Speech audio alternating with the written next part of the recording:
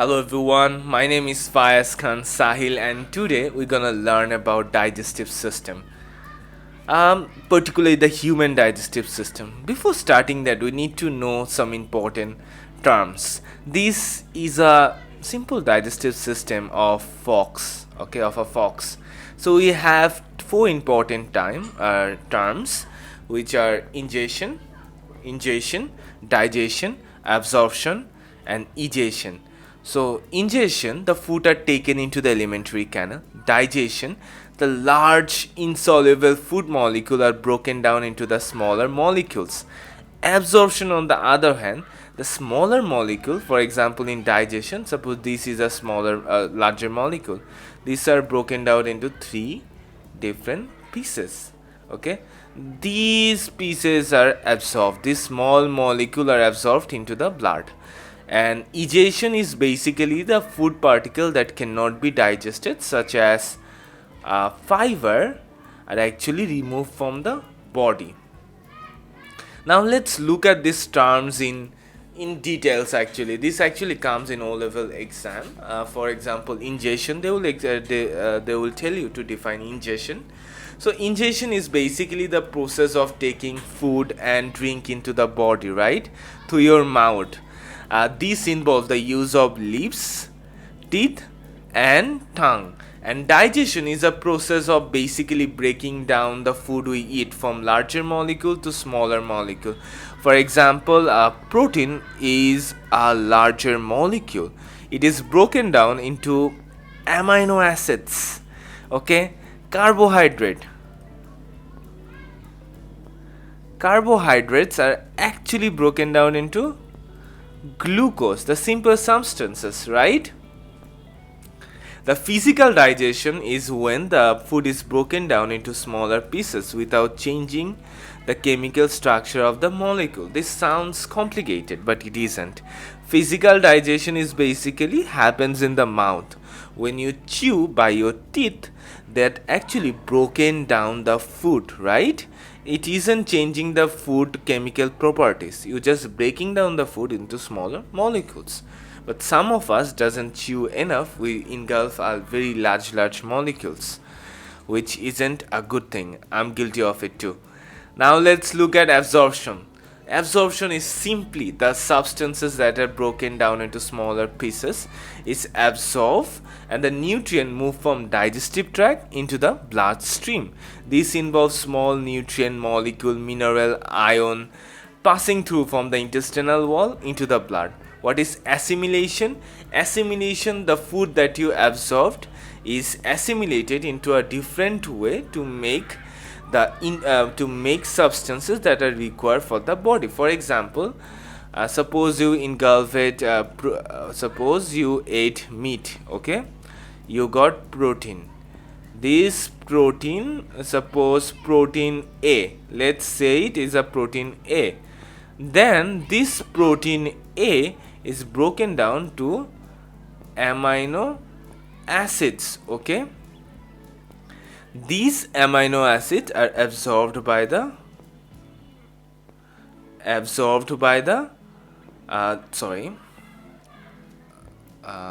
let me erase it. These amino acids are actually absorbed by the body, right? This amino acid is absorbed by the body itself, right? These amino acids are joined together in different configuration. Like this is a chain of amino acids. Let's suppose this is a chain of amino acid to make another protein B, which is completely different from the protein A. This is assimilation. And we have egestion. Egestion is basically the removal of undigested food from the body in the form of feces. Some part of the food like fiber cannot be digested or absorbed. Why fiber cannot be digested? Because fiber contains cellulose. Okay, we do not have the enzyme cellulase enzyme to break it down actually. That is why the fiber are not absorbed by the body. Now let's look at alimentary canal. The alimentary canal is a long tube that stretches from the mouth to your anus, right? Where the waste particles are expelled from the body. It forms the part of a digestive system, which also including organ like liver and pancreas. Both liver and pancreas are actually part of the digestive system. Remember it. It actually comes in MCQs, which are the organ that is involved in alimentary canal or part of the digestive system. Now let's look in details the alimentary canal. We have a large bowel, rectum, transitional zone, internal sphincter muscle, external sphincter muscle, anal canal, anus. So this is where the food particles are basically expelled, undigested food particle. Now let's look at the process in details. The wall of the alimentary canal contain muscles. As you can see, it contain muscles, right, which contract and relaxes, creating a wave-like movement called peristalsis. Peristalsis actually helps the food particle to move forward, right? However, there are some places where food need to stay for a while, and to control this, we have sphincter muscle. As you can see, internal sphincter muscle, external sphincter muscles. Sphincter muscles are ring-shaped muscle that can tighten to close off a section of a tube. For example, these could tighten to close up the section so that the food particle could stay there for a while and digest properly, right? And as you can see, the canal is very lubricated through a substance known as mucus, so the food doesn't face resistance, right? It can also damage the wall of the alimentary canal. That is why, to make the walls slippery and reduce friction, the goblet cells actually produce mucus. Always remember, this actually comes in O level, like which cells produce mucus, which is goblet cells. Goblet cells produce mucus. Now let's look at digestive system. Digestive system. Let's start with the mouth, okay? Let's look at the structure of the digestive system. We have salivary gland over here, as you can see. Then we have tooth, tongue, sublingual gland. So these are the glands that are needed for digestion in the mouth. So the teeth cut and grind the food into smaller particles, which increases the surface area, right? For example, this is a big substances which is broken down into smaller fragments. This smaller fragment has increased surface area, okay? So this is known as physical digestion. Then we have the function of tongue. You always think, what is a function of tongue? Why do we have tongue, right? The function of tongue is the mix the food with saliva and shape it as a small ball. These food are mixed to form these small balls, okay, which are easily swallowed. Now let's look at the salivary gland, the function of it. The salivary gland is located near the mouth and release saliva. Saliva contain water, mucus and enzyme amylase, okay? So what is the function of water? The function of water is that it dissolves the substance in food so we can taste them, right? Without water we cannot taste them, right? And also mucus help to stick the chewed food together and make it slippery, so when the food are digested, so it can digest, right? It can move through the alimentary canal, so thus making the food slippery. And also we have amylase. Amylase break down starch actually. Amylase break down starch. Let's remove it, write it again. Amylase actually break down starch. Now let's look at the esophagus. Okay, this portion is actually the esophagus. So for esophagus we have two main tube. One is trachea, and one is esophagus. Trachea is present in the front that carries air to the lungs, and it is supported by cartilage ring. For example, this is trachea. Okay, it has cartilage ring like this way. Okay, so this cartilage ring actually prevent the trachea from collapsing.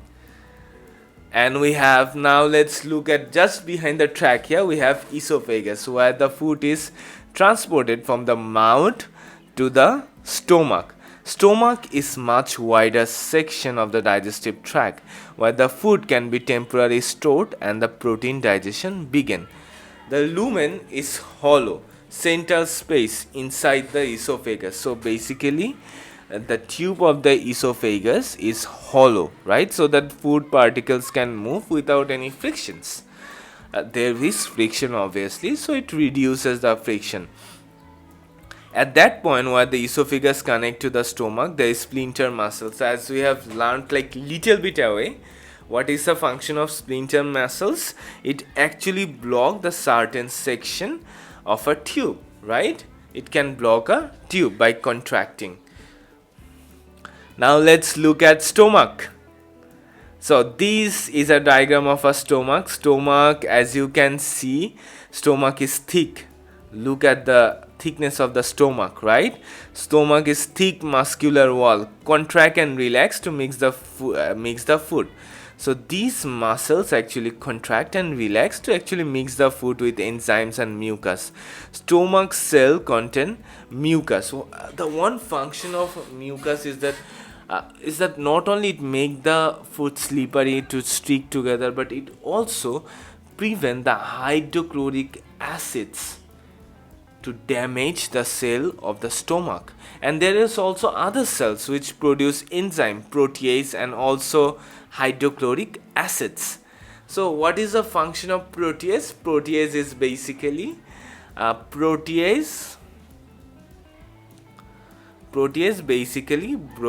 break down protein.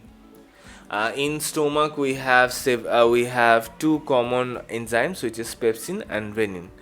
The hydrochloric acid create a very acidic environment. So these proteases enzyme work best at this acidic temperature, and it also kill microorganisms, right? And provide ideal pH for protease enzyme to work effectively. Now let's look at another part of there is one more part.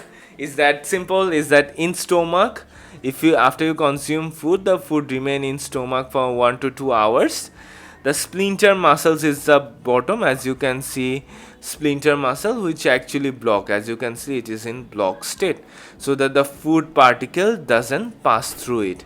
Okay, so that it get enough time for digestion. And the splinter muscle at the bottom of the stomach allow partial digested food to pass into the duodenum. Duodenum is the first part of the small intestine. This is duodenum. As you can see, this is a first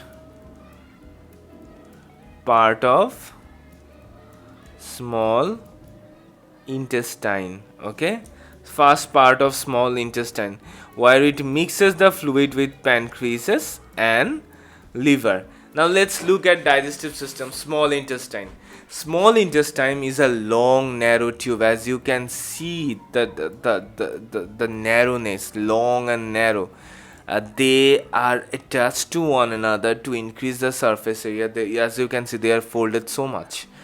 It's located it is about 5 meter long, and it is called small because of its narrow width.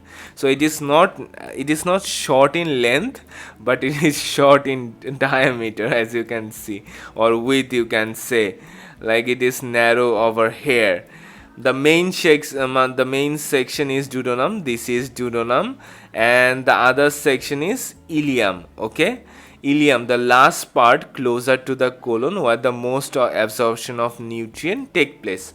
Always remember about the ileum and duodenum. Duodenum is the first part and ileum is where the most absorption actually occurs.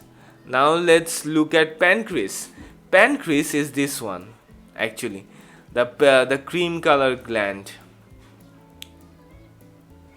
Pancreas is connected to duodenum by using a duct known as pancreatic duct. Okay, pancreatic duct. This pancreas actually produce a pancreatic juice that contain enzymes which further breaks down the food particles.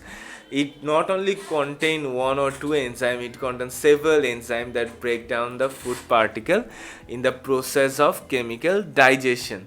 The digested nutrients are absorbed into the bloodstream and water is absorbed at the last stage. Now let's look at large intestine. Large intestine is a last part section of the alimentary canal. You can see the large intestine and all the diagram. The diagram you have to remember the most is ascending colon, the transverse colon and the descending colon. Why it is called ascending colon? It is moving upward. Transverse as it is moving that way, and descending colon because it is moving downward. The colon absorbs the most of the remaining water from the undigested food, as the water should be absorbed, that as water is needed by the body. The rectum stored the leftover food, undigested food. This is where actually your poop is stored, or you can. This is where your poop or waste particles are stored. Finally, the feces are removed through the body through your anus, the process known as egestion. Now let's look at the last, not the least part of the digestive system that is very important, is pancreas and liver. As I have described, pancreas has produce fluid which is rich in enzyme that break down the food in the duodenum, the first part of a small intestine. The liver make a digestive fluid called bile which help in fat digestion. This is very common question. Which organ is responsible for fat digestion? It's actually liver. Liver actually produce bile which causes fat digestion. Once produced by the liver, the bile are stored in the gallbladder. When the food reaches the duodenum, the bile is released from the gallbladder and flow from the bile duct into the duodenum, where it mixes with the food. The bile is a yellow, greenish, alkaline, watery liquid that helps to neutralize the acidic food mixture coming from the stomach. I hope you guys understand all of the lessons. For today, we are up to this. See you guys in the next class. Bye bye.